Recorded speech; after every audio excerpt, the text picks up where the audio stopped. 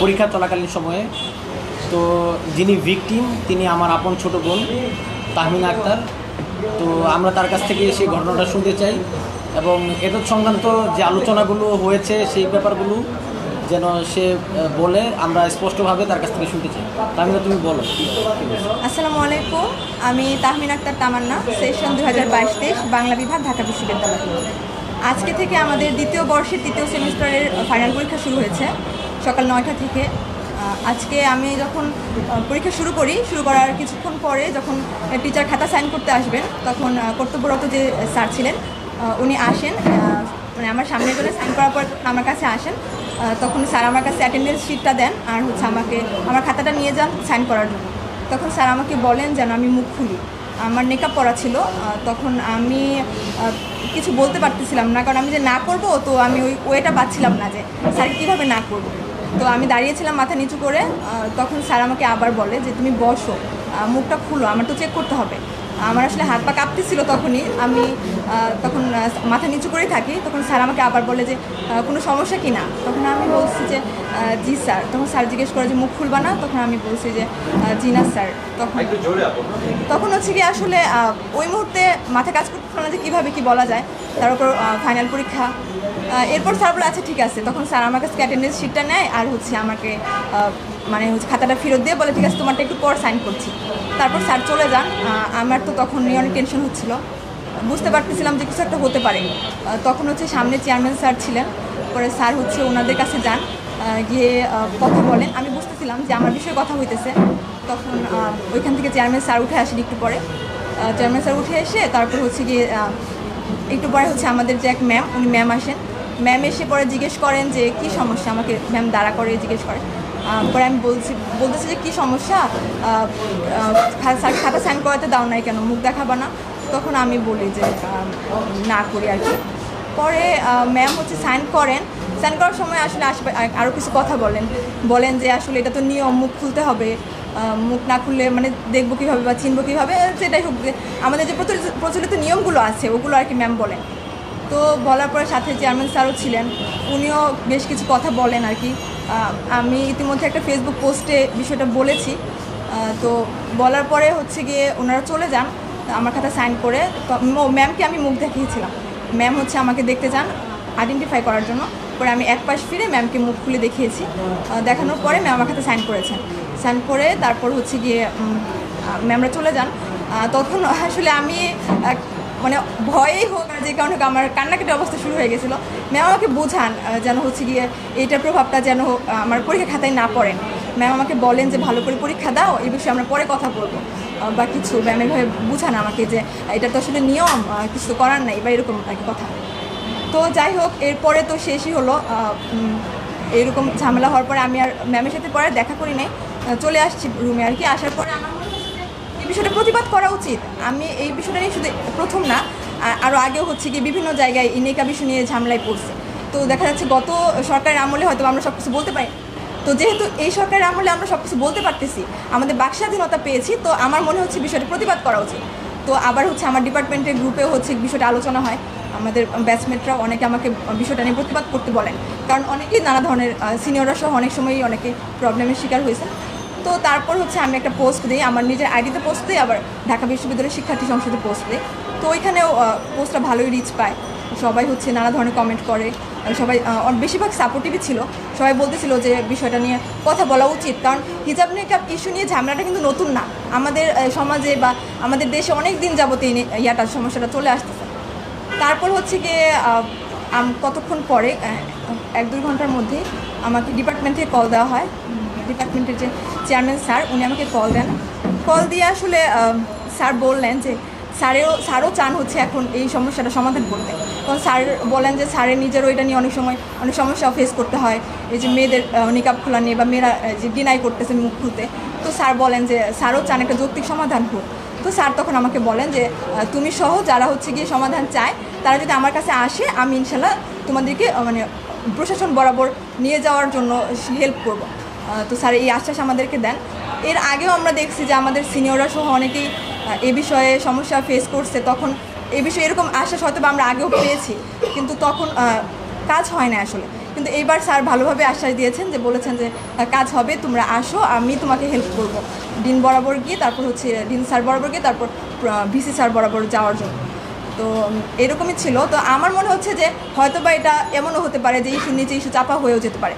তো আমার মনে হচ্ছে যে আমি শুধু এখন না, আরও আগেও যেহেতু সমস্যা ফেস করছি, তো আমার মনে হয় বিষয়টা নিয়ে আমার একটা অফিসিয়ালি দাবি উত্থাপন করা উচিত। শুধু আমার না, আমার মনে হয় ঢাকা বিশ্ববিদ্যালয়ের সবগুলো মেয়ে যারা হচ্ছে হিজাব নিকাব পরে, তাদের এই স্বাধীনতাটা মানে হস্তক্ষেপ করা হয়। দেখা যাচ্ছে যে হিজাব নিকাব পড়লেই তাদেরকে বিভিন্ন ধরনের হ্যারাসমেন্ট করা হয়, বা দাঁড়িয়ে বিভিন্ন কথা শোনানো হয়, সে যেটাই হোক, আপনারা অনেক কিছুই হয়তো বা জানেন।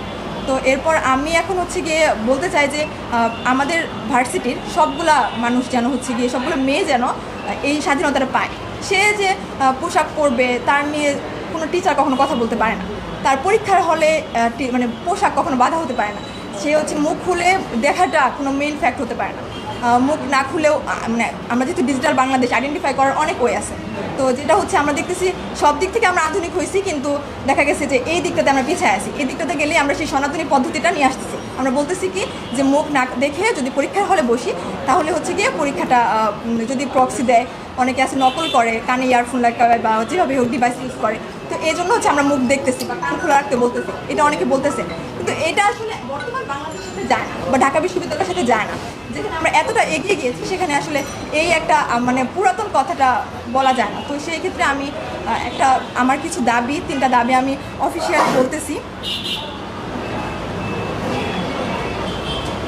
আমার হচ্ছে মাননীয় উপাচার্য বরাবর দাবি জানাচ্ছি, আমি এটা অফিসিয়ালি জানাচ্ছি। এটা হচ্ছে অনতিবিলম্বে ঢাকা বিশ্ববিদ্যালয়ের সকল পরীক্ষা ও ভাইভায় সনাতনী পদ্ধতিতে শিক্ষার্থীদের চেহারা দেখে শনাক্তকরণ প্রক্রিয়া বন্ধ করতে হবে। বায়োমেট্রিক পদ্ধতিতে ফিঙ্গারপ্রিন্টের মাধ্যমে শিক্ষার্থীদের শনাক্ত করতে হবে। 2 নম্বর হচ্ছে বায়োমেট্রিক পদ্ধতি চালু করার পূর্বে পর্যন্ত নারী শিক্ষার্থীদেরকে পরীক্ষা ও ভাইভায় নারী শিক্ষিকার মাধ্যমে শনাক্ত করার কার্যকরী ব্যবস্থা গ্রহণ করতে হবে। ইতিপূর্বে নারী শিক্ষার্থীদের সাথে সংগঠিত প্রতিটি নিপীড়ন ও হেনস্থার যথাযথ তদন্ত সাপেক্ষে সকল নিপীড়কদের বিরুদ্ধে বিশ্ববিদ্যালয় ও দেশের প্রচলিত আইন অনুযায়ী ব্যবস্থা গ্রহণ করতে হবে। ধন্যবাদ।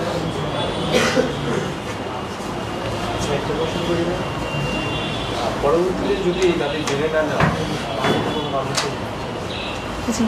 এই দাবি যদি মেনে না নেওয়া হয়, তাহলে কি কোনো কর্মসূচি থাকছে কিনা বা কোনো আলটিমেটাম দিচ্ছেন কিনা? আমি বলি, আসলে এই যে আলটিমেটাম দিয়ে কাজ করানো, এটা আসলে আমাদের সোসাইটির একটা ট্রেন্ড হয়ে গেছে। আমরা যেহেতু সাধারণ শিক্ষার্থী, তো আমরা সেই ধরনের ট্রেন্ডে যাচ্ছি না। আমরা বিশ্বাস করি বিশ্ববিদ্যালয়ের কর্তৃপক্ষ এই ব্যাপারগুলোতে যথেষ্ট সহনশীল। তাদেরকে আমাদের আলটিমেটাম দিতে হবে না। তারা এমনিতেই, আমরা যেহেতু আমাদের পিতামাতা আমাদেরকে এখানে পড়াশোনা করার জন্য পাঠিয়েছেন, আমরা যেন আমরা মা বোন যেহেতু আমাদের মা বাবা আমাদেরকে নিয়ে টেনশন করেন, আমার বিশ্বাস যে আমাদের শ্রদ্ধেয় শিক্ষক মণ্ডলী তাদের সন্তান সন্ততিরাও দেশে বিদেশের বিভিন্ন বিশ্ববিদ্যালয়ে পড়াশোনা করছেন, তারাও তাদের সন্তান সন্ততিদেরকে নিয়ে টেনশন করেন। তো আমাদের বাবা মাও আমাদেরকে নিয়ে সেরকমই টেনশন করেন। তো আমার বিশ্বাস যে বিশ্ববিদ্যালয় কর্তৃপক্ষকে আমাদের আলটিমেটাম দিতে হবে না, তারা এমনিতেই এই দাবিটা মেনে নেবে। এবং এটা দীর্ঘদিনের দাবি। এখন বর্তমান সময়ে বাংলাদেশ সহ সারা বিশ্ব অনেক আগে গেছে। ইভেন আমাদের যে ID card, digital ID card কিন্তু আমরা ব্যবহার করি, এখানে চিপ রয়েছে। সেই চিপের মাধ্যমেও কিন্তু একজন শিক্ষার্থীকে খুব সহজে আইডেন্টিফাই করা যায়। এই ব্যাপারটা কেন যেন আমার মনে হয় যে বিশ্ববিদ্যালয় কর্তৃপক্ষ কেন যে সেটাকে কাজে লাগাচ্ছে না, সেটা আমার আসলে বুঝে আসে না। তো আমি বিশ্বাস করি আমাদের মাননীয় উপাচার্য মহোদয় এই ব্যাপারটা অত্যন্ত খুবই সেন্সিটিভ যেহেতু ইস্যু, হিজাব ইস্যু, বাংলাদেশের 90% মুসলমানের কান্ট্রি। তো এই ব্যাপারটা যেন খুবই সেন্সিটিভলি এবং খুবই স্ট্রংলি এই ব্যাপারটা দেখেন, এবং এত সংক্রান্ত যে সনাতনী আইন রয়েছে সেই আইনটা যেন অনতিবিলম্বে সেটা যদি সিনেটে উত্থাপন করার মাধ্যমেও সংশোধন করার দরকার পড়ে সেটাও যেন উত্থাপন করেন। কারণ একজন মেয়েও যদি এটার কারণে হেনস্থার শিকার হয়, একটা মেয়েকে যেমন রাস্তাঘাটে উন্না পড়তে বলা এটা যেমন একটা ক্রাইম, এবং এটার মাধ্যমে একজন মানুষ যেমন অপদস্থ হয়ে মানে একটা মানুষকে গ্রেপ্তার করা হয়েছে, ঠিক তেমনিভাবে একজন মেয়েকে নিকাব খুলতে বলা সেটাও এক ধরনের ক্রাইম, সেটাও একটা ক্রাইম। তো আমরা চাই না আমাদের এই বাংলাদেশে কোনো ধরনের ক্রাইম, এই ধরনের ক্রাইম হোক। আমাদের মা বোন সহ যারা আছেন তারা যেন সকল প্রকারের নিপীড়ন থেকে মুক্তি পায়, এবং হচ্ছে সকল ধরনের এই জাতীয় যে সমস্যাগুলো যথাযথ ব্যবস্থা নেওয়ার মাধ্যমে কর্তৃপক্ষ যেন সমাধান করে। আমি আরেকটু বলি, মানে অনেকেই হচ্ছে গিয়ে বলতেছে যে ইস্যুটা ডিপার্টমেন্ট ওয়াইজ, বলতেছে যে বাংলা বিভাগ এজন্য হচ্ছে গিয়ে এরকম হিজাব নিকাবের সমস্যা হচ্ছে। আসলে ডিপার্টমেন্ট ওয়াইজ না বিষয়টা, আমরা দেখি আমাদের বিশ্ববিদ্যালয় সহ সারা বাংলাদেশের সকল বিশ্ববিদ্যালয়ে নারী শিক্ষার্থীরা এই ধরনের ইস্যু নিয়ে হিজাব নিকাব ইস্যু নিয়ে নানা ধরনের অপদস্থের শিকার হন। দেখা যাচ্ছে যে এই শুধু বাংলা বিভাগে না, এটা আমাদের অন্যান্য অনেক বিভাগে আছে। আপনি যদি ঢাকা বিশ্ববিদ্যালয় শিক্ষার্থী সংসদে আমি আগে পোস্ট দেখছিলাম যে কোন কোন বিভাগে এরকম সমস্যা হয়েছে। সব বিভাগে, প্রায় সব বিভাগে এরকম অনেক মেয়েরাই থাকে যারা হচ্ছে হিজাব নিকাব প্রত্যেক সেশনেই থাকে। তো আমি বলবো যে এখানে ডিপার্টমেন্টের কোনো ফ্যাক্ট না, আমার ডিপার্টমেন্টের প্রতি কোনো অভিযোগ নাই বা আমার কোনো টিচারের প্রতি কোনো অভিযোগ নাই। কারণ বিশ্ববিদ্যালয় কর্তৃপক্ষ নিয়ম দিয়ে দিছে, পরীক্ষা নিয়ন্ত্রক কমিটি নিয়ম দিয়ে দিছে। তো সেই ক্ষেত্রে হচ্ছে নিয়মটা চেঞ্জ করা উচিত। আমাদের গোড়া থেকে সমস্যা সমাধান করতে হবে। আজকে ডিপার্টমেন্ট আমাকে একা হচ্ছে বা আমার বাংলা ডিপার্টমেন্ট আমাকে এই বিষয়টা হচ্ছে কনসিডার করলো, কিন্তু অন্য ডিপার্টমেন্টে আরেকদিন এই বিষয়টা হবে। তো আমি চাই এটা একদম গোড়া থেকে ঠিক হোক, যেন হচ্ছে কখনোই কোনো মানে মেয়েই যেন এটা নিয়ে সমস্যা ফেস না করে। আচ্ছা, তাহলে একটা বিষয়টা বলি, সেটা হলো যে আপনি যেহেতু এই বিষয়টা ফেস করছেন এবং সেটা কোর্ট দিয়েছেন, এর ফলে একটা প্রভাব কিন্তু সবার মাধ্যমে পড়ছে এবং সাংবাদিকরা চেয়ারম্যানকে কল দিয়ে এই বিষয়টা জানার চেষ্টা করছে। এই বিষয়টা আপনার যেহেতু আরও শিক্ষা জীবন আরও কয়েক বছর বাকি আছে, 3 বছর কমপক্ষে বাকি আছে, সেক্ষেত্রে আপনার উপর রেজাল্টের প্রভাব পড়তে পারে। সেই বিষয়ে আপনি ভেবেছেন কিনা বা আপনার? আমার মনে হয় আমার রেজাল্টের উপর কোনো প্রভাব পড়বে না, কারণ আসলে আমার ডিপার্টমেন্টের টিচারের তো আমার সাথে কোনো পার্সোনাল দ্বন্দ্ব নেই, বা ডিপার্টমেন্টের তো তো সমস্যাটা হচ্ছে মূলত যে নিয়মের মাঝখানে পড়ে গেছি আমরা। তো এখন ডিপার্টমেন্টের টিচার আমার মনে হয় এমন না যে ওনারা কোনো ব্যক্তিগত আক্রোশ আমার উপর খাটাবেন, বা আমার এমনও মনে হয় না যে আমি কোনো ডিপার্টমেন্টের টিচারকে হেনস্থা করেছি যে কোনো সমস্যা হতে পারে। ডিপার্টমেন্টের টিচাররা আমার সাথে যথেষ্ট হেল্পফুল আচরণ করেছে। পরে দেখা গেছে যে স্যার আমাকে কল দিয়ে বলেছে যে তোমার যে ধরনের হেল্প লাগে আমি করবো। কারণ আমি স্যারকে বলেছিলাম যে আমি তো উপর মহল পর্যন্ত যেতে পারতেছি না, তো আমার প্রয়োজন ছিল উপর মহল পর্যন্ত যাওয়া। তখন স্যার আমাকে বলেছেন যে আমি তোমাকে ডিন অফিস বরাবর নিয়ে যাব, তারপর ডিন অফিসের মাধ্যমে আমি তোমাকে ভিসি স্যার বরাবর নিয়ে যাব। তো আমার মনে হয় না আমার রেজাল্টের উপর কোনো প্রভাব পড়বে, কারণ আমার মনে হয় না আমার ডিপার্টমেন্টের টিচাররা এমন। আমি 2 বছর যাবৎ পড়তেছি, এখন আমি 2য় বর্ষে অধ্যয়নরত আছি। আপনি বলছিলেন যে সব মেয়েদের নিয়ে এটার প্রতিবাদ করার জন্য বা হচ্ছে এই দাবিটা জানানোর জন্য এই বিষয়টা আপনি বলছিলেন। আসলে এই বিষয়টা সবার কাছে কোনো বার্তা দিতে পারছে না, সব মেয়েদের সঙ্গে যেটা বলছিলেন আসলে আচ্ছা, এটা মনে হয় যে এটা সবার ব্যক্তিগত একটা ইস্যু, যেহেতু ওর সাথে ব্যক্তিগতভাবে ব্যাপারটা ঘটছে। তো আমার মনে হয় প্রত্যেকটা মানে মুসলমান মেয়ে তার যে শালীনতার জায়গা, হিজাব নিকাবের যে অধিকার, সেই অধিকারটা আমার মনে হয় যে প্রতিষ্ঠা করার জন্য প্রত্যেকেই হচ্ছে প্রত্যেকের জায়গা থেকে আমার মনে হয় যে এটা কথা বলবে। এবং আমার বিশ্বাস যে এই যে সমস্যাটা রয়েছে বিশ্ববিদ্যালয়ে, সেই সমস্যাটার সমাধান হবে। সবাইকে ধন্যবাদ। আপনি সিস্টেম পরিবর্তনের কথা বলছিলেন, এখন আপনি যে হেনস্থার শিকার হয়েছেন বা এরকম কিছু একটা কথা বলে আসছেন, এক্ষেত্রে আপনি কোনো স্পেসিফিক শিক্ষককে দোষী করতে চান? না, আমি কখনোই কোনো শিক্ষককে দোষী করতে চাই না। দোষ তো শিক্ষকের না, দোষটা সিস্টেমের। আমরা সিস্টেমের মাঝে পড়ে গেছি। মানে কি করছে, মানে ওই পরীক্ষার থেকে বলেই দিছে যে শিক্ষার্থীকে কান খোলা রাখতে হবে, হচ্ছে গিয়ে মুখ খোলা রাখতে হবে শনাক্ত করার ইয়াতে। এখানে কোনো নির্দিষ্ট শিক্ষকের কোনো দোষ নেই, উনি আসছে আমাকে চেক করতে, কারণ ওনার তো মানে ডিউটির মধ্যে পড়ে গেছে। তো এই ক্ষেত্রে আমি কোনো টিচারকে কখনোই দোষ দিতে চাই না। আমি বলতে চাই আমাদের গোড়া থেকে চেঞ্জটা করা উচিত। কোনো ব্যক্তি কোনো টিচারকে মানে কিছু বলে ইয়াটা না, টিচারকে না। সেটা হচ্ছে যে আপনি যে ফেসবুকে পোস্ট করেছেন যে আপনি ওই সময়টাতে আপনার মনে হচ্ছিল বিষয়টা ঘটবে, আপনি লিখতে পারছিলেন না, আপনার কান্না পাচ্ছিলেন, সেটা আসলে কেন? আপনি তো জানতেন যে এটা একটা সিস্টেম। আমি ভয় পাচ্ছিলাম, কারণ কি আমার আসলে আমি ভয় পেয়ে গেছিলাম। 1 নাম্বার হচ্ছে ভয় পেয়ে গেছিলাম, আর একটা হচ্ছে সেমিস্টার ফাইনাল রোজা রেখে গিয়েছে, যেহেতু আপনারা জানেন রোজা রেখে পরীক্ষা দেওয়া তো একটু এমনিতে টাফ। তো আমি ভয় পেয়ে গেছিলাম, কারণ আরেকটা বিষয় আছে, আমি আগে থেকে প্রিপেয়ার ছিলাম যে আমি হচ্ছে এবার মুখ খুলবো না, আমি যেভাবেই হোক মুখ খুলবো না এবার। তো আমি যখন এটা ডিসিশন নিয়ে গেছি, তখন দেখা যাচ্ছে যে যখন টিচার আলোচনা করতেছে, তখন আমি বুঝছি যে কিছু একটা হবে হয়তো বা। আমি জানি সিস্টেম, কিন্তু আমার তো এই সিস্টেমের বিরুদ্ধে দাঁড়াতে হবে।